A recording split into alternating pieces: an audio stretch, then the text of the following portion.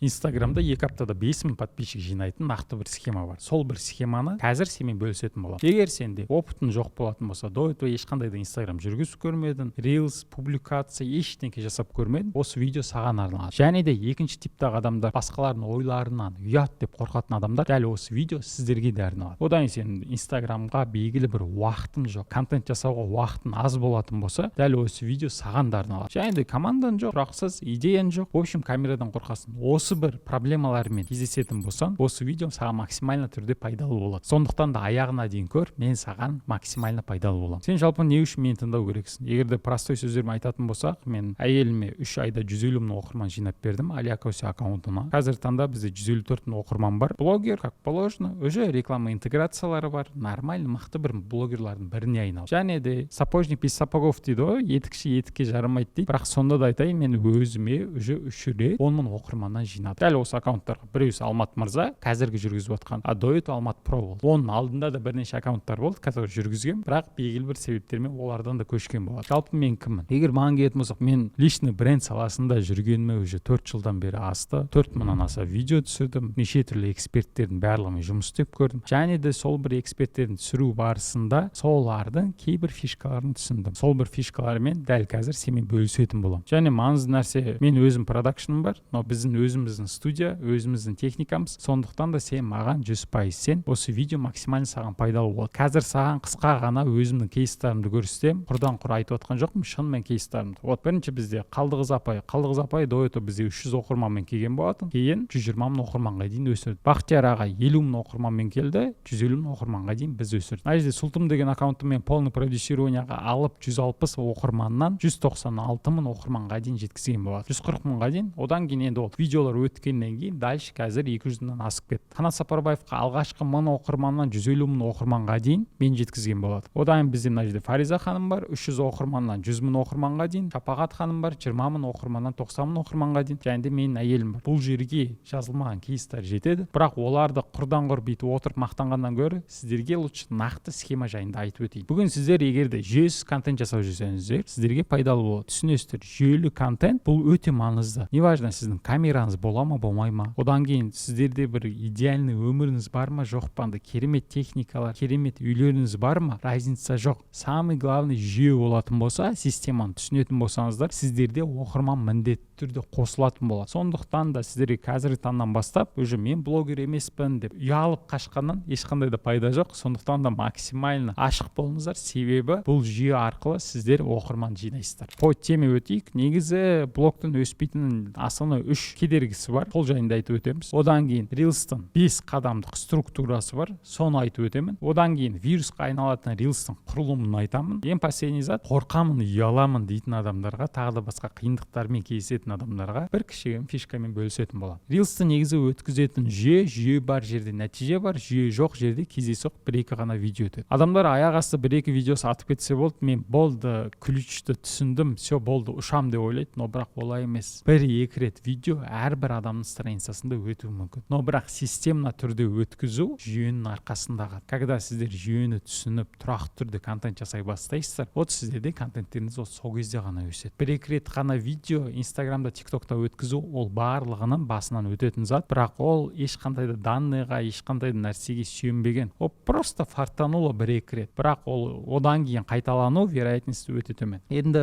вообще контент жасаған кезде адамдардың басында және де ішінде бір диалогтар бар. Ұят болып қалады. Простой өмірімді кімге көрсетемін? Жақындарым не дейді? Ол үшін камера керек. Егер ешкім қарамаса, дауысым ұнамайды деп барлығы айтады. Бірақ сіздер түсініп алу керексіздер. Жалпы контентті не үшін баставатсыздар? Сондықтан да негізгі мынау ішкі қорқыныштарыңыз, желанияларыңыз, бойларыңыз, страхтарың болуы бұл қалыпты. Бізде де бастаған кезде идеальны болған жоқ. Сондықтан да біз қазіргі күнге дейін әлде идеальны емеспіз. Күннен күнге жай өсіп жатырмыз. Сіздердің негізі қалауларыңыз бар. Мысалы, өз салаңызда танылу. Ойлаңыз, сіз бір сферада жасап жүрсіз. Өз жұмысыңызды мықты, керемет эксперт болуыңыз мүмкін. Бірақ келесі бір адам келеді, возможно, сізден қатты мықты эксперт емес. Бірақ оның аудиториясы бар, видеолар өте бастады, подписчик жинай бастады. Автоматом түрде адамдар кімге сенеді? Подписчигі көп адамға, который лояльности көп, просмотры көп адамдарға.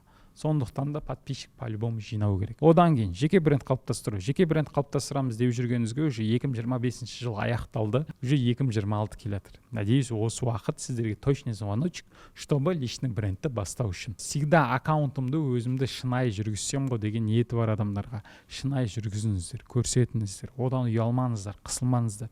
Это того стоит, шынымен де. Енді шынайы жүргізу деген кезде енді бізде кейбір этаптардағы адамдар бар, которые без трусов полный көрсетеді. Мен ондайды қатты жақтамаймын. Кейбір секретный заттар секретный болып қалу керек, кейбір көрсететін заттарды спокойно көрсетуіміз керек. Одан тұрақты табыс, егер де сіздердің контенттеріңіз тұрақты түрде салып отыратын болсаңыздар, сіздерде тұрақты түрде контентпен, контенттің арқасында клиенттер, заявкалар, лидтер келеді, сіздер оларды обработка істейсіздер, соның арқасында спокойно табыс тауып отырасыздар. Каждый раз рекламаға, таргетке дополнительный бюджет құртпай, өздеріңізге органикалық түрде трафик алып келе аласыздар. Сосын өзіне дәлелдеу, то что бұл контент сен үшін өзін жасай алатындығыңды, өзін алғашқы оқырмандарыңды жинай алатындығыңды түсіну және бастау. Бұл нәрсе сіздерге арналады. Давайте алғашқы 5000 подписчик жинаудың системасына өтейік. Бізде 5 қадамнан тұрады. Мынау біздегі бірінші қадам. Не үшін контент жасап жүрсің? Бұны анықтау. Бұл қандай сұрақтармен белгілі болады? Бірінші, мен кіммін? Екінші, не үшін контент жасап жүрмін? Үшінші, кімдерге контент жасап жүрмін? Осы нәрседе түсініп алу. Бірінші кезекте өздеріңіздің контентті не үшін бастап жатқандарыңыз точно тұрақты фундаменті болмаса, ертең күні тастап кетесіздер.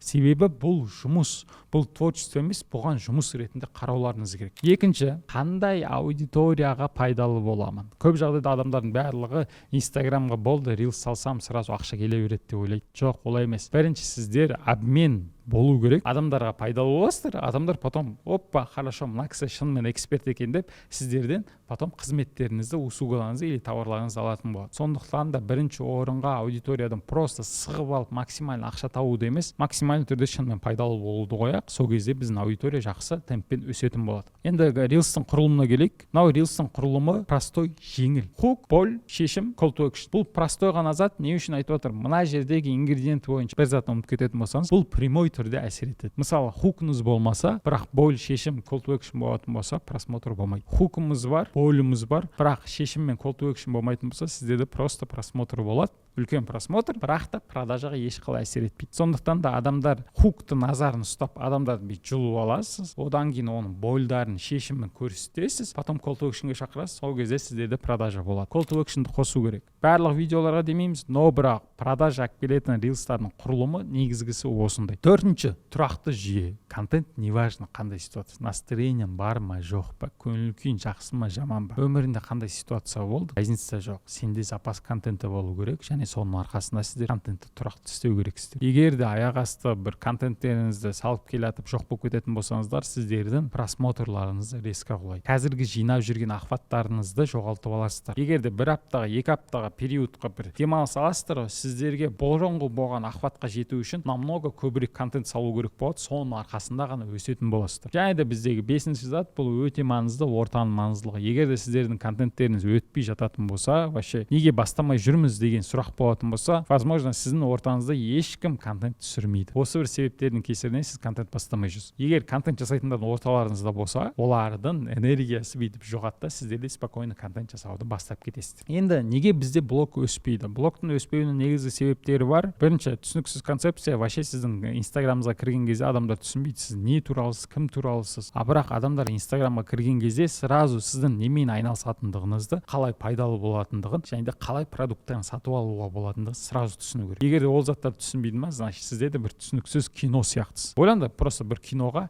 неше түрлі бір отрывоктан фильмдерді салып жібереді, сіздер ол видеоны түсінесіздер ме? Вообще түсінбейсіздер. Сондықтан да сіздерге маңызды нәрсе, концепция, вообще блогың не туралы екендігін түсініп алу керексіздер. Екінші, жүйесіз контент. Бір кезде тренд түсіріп кетесің, бір кезде хайповый зат түсіріп кетесің, бір кезде ақша таратып кетесің, бір кезде отырып эксперттер айтып кетесің. Егер де сіздерде белгілі бір жүйе болмайтын болса, ертең күні өздеріңіз қиналып қаласыздар. Жүйелі контент деген қалай? Простой тілмен айтатын болсақ, 60% ақпаратқа жұмыс істейтін контент, 30% адамдарды сіздерді жақсы көретін, прям сіздерді шынымен эксперт екенді танылдыратын контент, ал қалған 10% продажный контент. Егер де осы формуланы қолданатын болсаңыздар, сіздердің аудиторияларыңыз да өседі, ақшаларыңыз да болады, подписчиктер прогревается, қызады, өздері қызып сіздердің продукттарға ыңғайлы болып келеді. Және де үшінші қате анализ жасамау. Егер де 1-2 видео өтіп кетсе, болды, мына видео өтті дейді да қоя салады. Жоқ, егер де бір видеоңыз өтетін болса, сол видеоның басын, аяғын, неден басталғандығын полный түсініп алып, соны повторно түсіруге тырысу. И одан формат жасап, көбірек шығару. Кез келген ролик өткен адамдарды қарайтын болсаңыздар, олар бір форматты 1000 реттен, 100 реттен түсіреді, соның арқасында өтеді. Возможно, біріншісінде өткен кезде қатты просмотр жинамайды, екіншісінде жай жинайды, а бірақ үшінші, төртіншілерінде олар просмотр жинайды, және де сіздерге каждый раз жаңа бір велосипед құрай берудің мүлдем керегі жоқ, потому что сіздерде уже готовый формат бар. Осы бір 3 схеманы қолданатын болсаңыздар, сіздердің подписчиктеріңіз міндетті түрде өседі. Жалпы рилстардың 5 қадамдық формуласы бар. Бұл хук, контекст, вообще не туралы екендігін сразу түсіндіру, құндылық, сторителлинг және call to action. 5 основной смыслдар. Чтобы адамдар сіздің контентіңізді, рилсіңізді көрген кезде, пост болсын, рилс болсын көрген кезде адамдар сразу түсіну керек. Контекстін, негізгі ойын, құндылығы, ниет дейміз ғой. Сіздердің түсіріп атқан рилстарыңыздың негізгі ниеті қандай. Егер де тек қана тез сатып жіберем деген оймен былай кіретін болсаңыздар, адамдарға 1-2 секунд жетеді, чтобы сіздер продажа жасайын деп жатқандарыңыз сразу сезіп қояды, адамдар өтіп кетеді. Сондықтан да ниеттеріңіз шынымен пайдалы болу керек. Продажа істеу керек, істемеу керек демеймін, бірақ та пайдалы ниетпен, көбірек адамға пайдалы боламын деген ниетпен жасайтын болсаңыздар, аудитория оны 100% сезеді. Маған келетін болсақ, мен өзім 27 жасымда блог бастаған адаммын, 94 жылғымын. Блогымды бастаған кезде көптеген адамдардың негативтері мен хайттарына тура естідім және көргенмін. Ол қалай дейтін болсаңыздар, адамдардың көбісі, енді біз миллениалдарымыз, который, когда блогты бастаған кезде блогер болып кеттім бе, үйтіп кеттім бе деген кезде, вот сол сөздер ауыр келеді. Бірақ бұл сөздердің барлығы қай кезде жойылды, когда мен машина алып, Дубайға барып, шетелге шығып келген кезде барлығының аузы жабылды. Дәл осындай сторителлинг форматындағы әңгімелеріңіз. Сіздің до этого қандай беспонтовый ситуацияда болыңыз, кейін қандай болды. Осы бір сторителлингтің мысалдарын айтып түсіндіретін болсаңыздар, адамдар сіздердің историяларыңызға ғашық болады. Кез келген мынандай нудный информацияны жеткізу үшін негізі белгілі бір оқиғамен айтатын болсаңыздар, аудитория намного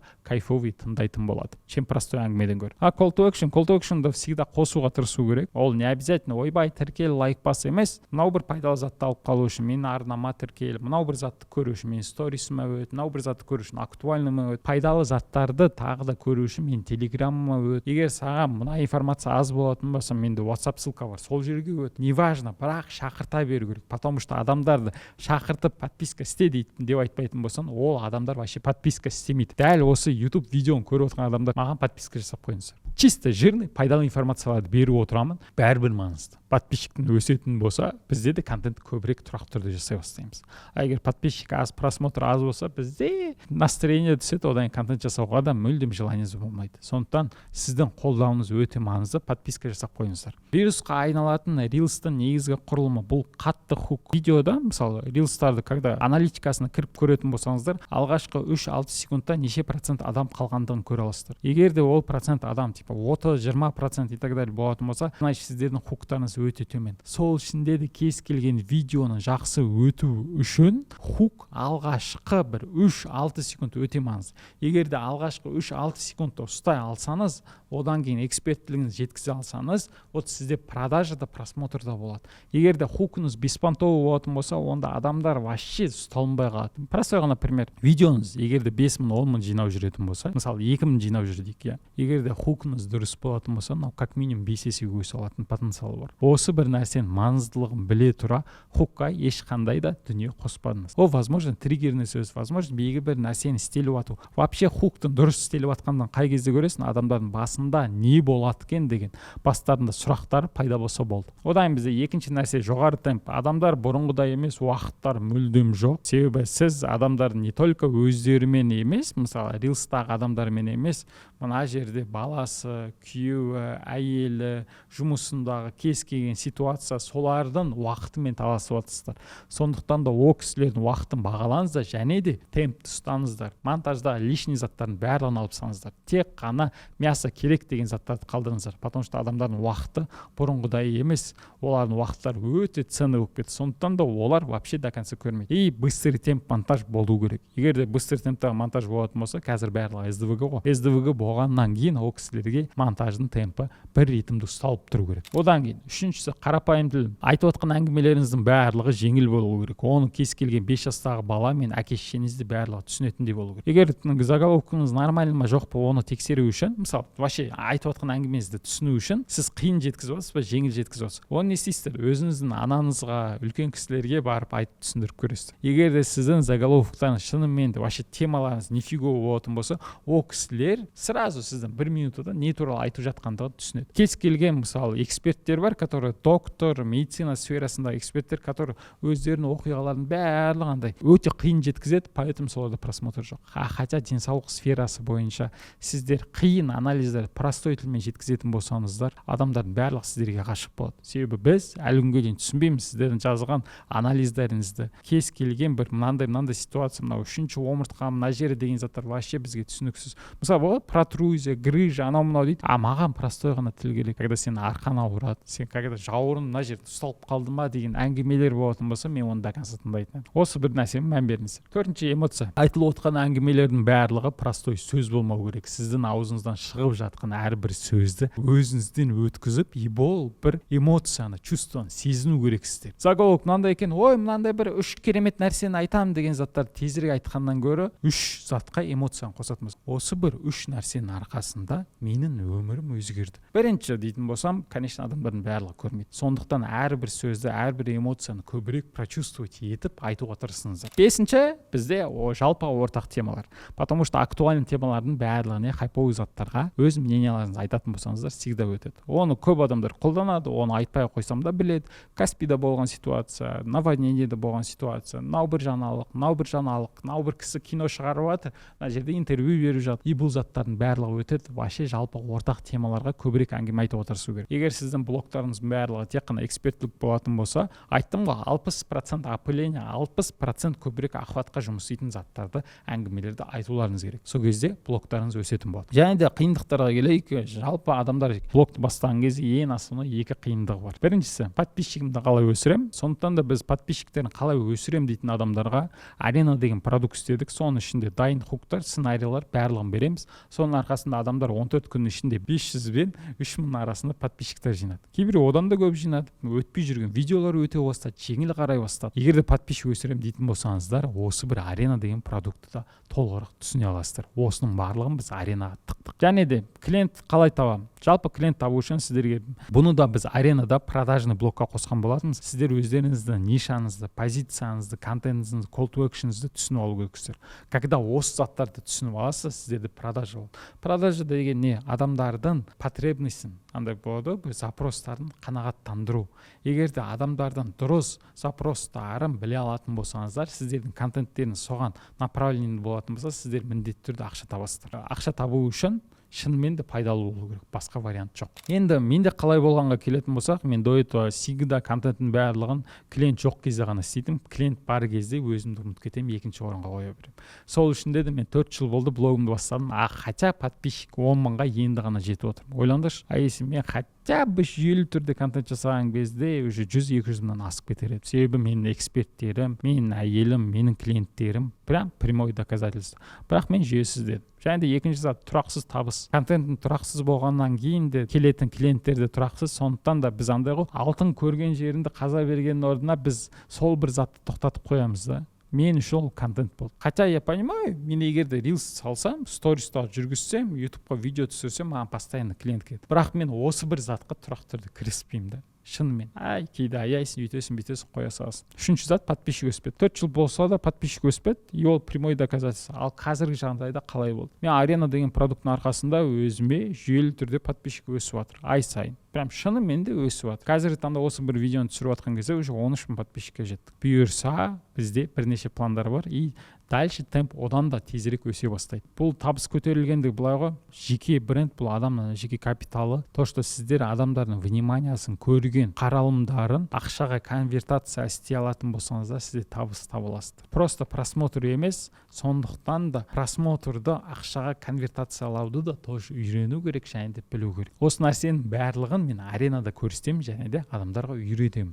Аренада бізде алғашқы шәкірттеріміз бар. Ойлаңыздар, менің алғашқы инфопродуктым, который жақсы бір результат жасаған. Адамдардың барлығы, о, я керемет деді. Олар не үшін керемет деді? Потому что біз 700-ден аса эксперт пен кәсіпкерлерге видео түсірдік, және де олардың минустарын барлығын білеміз, және де сол бір минустарын бүйтіп жендеу жүретін болса, барлығында все будет good. Аренаның идеясы жай рилс емес, просто рилс сала беруге болады количествоны, но бірақ оны тұрақты түрде дұрыс алгоритмге негізделген болса, вот сол кезде сізден рилстарыңыз өтеді. Кейбір примерлер бар, хоть аккаунтына 100 видео түсірген, бірдей осындай отырып сөйтіндер мыңын түсірсе де, олар өспеуі мүмкін. Қалай дейтін болсаңыздар, потому что алгоритм түсінбейді. Алгоритм түсінетін болсаңыздар, вот бұл нәрсе өте маңызды. Және де екінші нәрсе бізде тәртіп. Қандай ситуация болсын, настроение бар, жоқ, көңіл-күйің бар, жоқ, үйде ситуациялар болды, продажам бар, жоқ, бірақ контент салыну керек. Осы нәрселер жасау үшін біз тәртіп қойдық. Бұл қалай дейтін болсаңыздар, егер де сіздер рилс салмайтын болсаңыздар,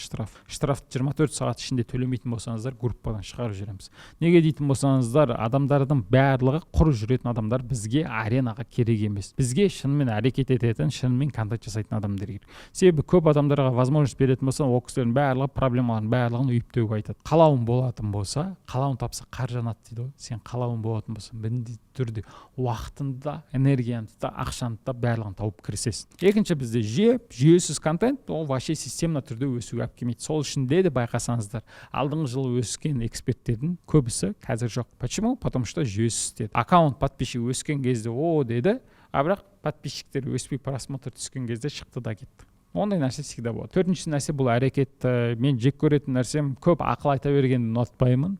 Лучше на деле. Маған мынандай керемет идеям бар дегеннен гөрі рилсыңды түсіріп сал, давай потом посмотрим. Чисто сондай адамдарды жинадық. Сол үшін де бұл өте маңызды. Аренаның негізгі идеясы контент арқылы өмірді өзгерту. Сіздер до этого басқа біреулердің ойларынан, армандап жүрген өмірлеріңізден кейінге қалдырып жүрген болсаңыздар, сіздер осы контент арқылы өздеріңізді көбірек білесіздер. Жалпы көбірек контент түсіру барысында өздеріңізді көбірек тани бастайсыздар. Және өз видеоларыңызды көргеннен кейін ертеңгі күні бала шағаңызға болсын, басқаларға болсын, мұра ретінде қалады. Көрген кезде адамдарды, мына кезде оказывается бүйтіп ойлаптым, мына кезде былай ойлаптым деп көрсететіндей дүние болады. Ойлаңыздаршы, жас кезіңізде егер де сіздердің ата-апаларыңыздың, әке-шешелеріңіздің осындай бір видеосын көретін болсаңыздар, сіздер оны бір көрген кезде шынымен де қуанар едіңіздер да. Себебі возможно біздің қазір өтіп жатқан дүниемізді ол кісілерде өткен болған шығар. Шынымен бұл тарих ретінде қалады. Сондықтан да контент адамның өмірін өзгертеді. Енді саған блогты бастаған келетін болса, подписчик өсіргің келетін болса, клиенттер тұрақты тапқың келетін болса, мен сені аренада күтемін. Жалпы аренаның форматына келетін болсақ, мінекей арена бізде 2 апталық челлендж форматында, курс деп айтамадым, челлендж деп айттым, потому что маған приятно болғандықтан. 2 апта көлемінде біз мыжып көп теория оқымаймыз. Келесіз, сразу действие, сразу әрекетке көшесің. Потому что бізде сабақ беріледі, сабақтан кейін, давайте аренаның форматтарын сразу айтып өтейін. Мына жерде 17 күн деп тұр ғой. Бірінші аптасында сіздерге рилстар бойынша сабақтар беріледі. Және де сол түсіндірмесі ретінде сенбі күні біз Zoom-да кездесеміз. Егер Алматы қаласынан болсаңыздар, сіздер живой келіп қатыса аласыздар. Ойлаңыздар, живой келіп, сұрақтарыңызды қоясыздар. Менде заготовленный тема бар, сол бойынша өтіп шығамыз, каждыйына көмектесеміз. Одан кейін бірінші апта бізде рилс бойынша концепция блога, структура, позиционирование, рилстің құрылымы, заголовоктар, хуктар, осы дүниелердің барлығын береміз и сразу поляға бой. Потому что бізде челлендж басталды. Бірінші аптасында бізде 4 рилс салыну керек, ол белгілі бір күндер, белгілі бір уақыт аралығында. Егер де ол уақытта салып үлгермесеңіздер, мен айтып өткенде штраф бар. Штраф төлемедіңіз, группадан шықтыңыз, кеттіңіз. Логично. Себебі көп адамдардың результаттары не үшін болмайды? Потому что просто рилс салмайды. Осындай бір қамшылайтын орта керек, сол бір ортаны жасады. Екінші аптада бізде продажа бойынша сабақ болады, және де сіздерге задание беріледі. Продажа істеледі. Егер де продажа істемейтін болсаңыздар, тоже штраф. Потому что адамдарға мақсатым бар, жеткім келеді, қалауым бар, күшті, бірақ стимул қосу керек. Когда сен артынан бір нәрсе тақалып келеді, сен по-любому жасайсың. Амал жоқ, жасайсың. Жауапкершілікті өзімізге алғаннан гөрі басқа адамдардың алдынан алған кезде жақсырақ әрекет етеміз. Ол менің бөрпиімнің показателі, то что мен уже 4 жыл болды бөрпиім жасап жүрмін. Егер де мен бөрпиім салмайтын болсам, адамға 20 000 теңге берем деп. 12-ге дейін салып үлгермесем 20 000 теңге берем. Соның арқасында мен спортымды жөндеп алдым. Еще балам келді де айтады: "Папа, давай бөрпи істейік" деді. Бұлда да пример ретінде жұмыс істейді. Сондықтан да егер де сіздер мотивацияға жетпей қалатын адамдар болатын болса, бұл стимул деген нәрсе всегда помогает, және де 100% жұмыс істейді. Стимул қоясың, точно рилс саласың, амал жоқ саласың, настроение жоқ саласың, идеализировать етіп керемет картинканы іздеп жүрген адамдар. Уақытың тақалды ма, амал жоқ саласың. Это стоит того, потому что рилсқа вообще видео салу тегін ғой, бірақ бұны адамдар тегін екендігін қолданбайды. Поэтому біз челленджді де платный қылдық, чтобы адамдар тегін болса оны істемейді, кетеді бәрібір. Екінші орынға қойып. Сол үшін де челлендждің маңызды нәрсесі адамдарға қолдау көрсететін бір орта құрау. Когда сіздер сияқты контент жасайтын орта болатын болса, всякий кринжовый видеоларыңызға хотя бы бірнеше 4 комментарий болатын болса, сіздерге іштеріңізге хотя бы приятно болады, хотя бы 4 адам қолдады, о, красавчик деді дейсіз. А сіз ол видеоны контент жасамайтын адамдарға салатын болсаңыздар, мына блогер болып кетті деп комментарий жазады. Возможно, өмірде көрген кезде айтады: "Сен видео түсіріп жүрсің бе? Че там?" дейді. И сен ыңғайсызданасың, я вроде баста жүрмін деп бүйтіп қысыла бастайсың. А по факту ортада болатын болса, барлығы контент жасап жүрсе, почему бы нет? И когда басқалар істеп отқанын көресің, сенде де мотивацияң ашылып, давай деп шығасың. Жалпы осы арена ішінде бізде не бар? Күнделікті хуктарды береміз, алгоритмді түсіндіреміз, сценарийді береміз, концепция блога бар, вообще не туралы қайтып түсіру керектігі жайында орта болады. 3 үлкен разбор. Ойлаңыздар, мен 3 үлкен разбор полноценный суббота сайынғы болатын. Сіздерге шынымен пайдалы боламын. Техподдержка группада общий сұрақтарыңызға всегда 24/7 жауап беретін адамдар бар. Группаға тастайсыздар, и адамдар, мен, бәріміз бүйтіп көмектесеміз, шынымен. 40-тан аса шаблондар бар, клиентпен сөйлесудің жүйесі, алгоритмдердің барлығын, осы бір дүниелердің барлығын сіздерге береміз. Потому что сіздерге контентті просто ғана жасап қана қоймай, оны продажаға алып келу керек. А продажаны алып келу үшін оның белгілі бір фишкалары және де техникалары бар.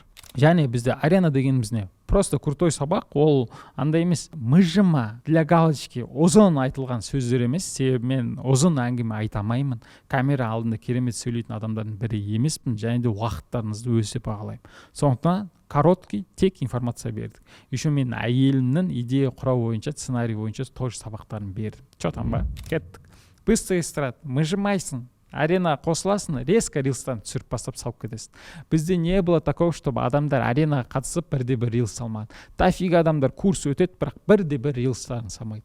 А мен айтамын, опа, бізде арена біріншісінде 23 адам 287 видео шығарды. Че там ба? Шынымен. Общий 1 200 000 просмотр.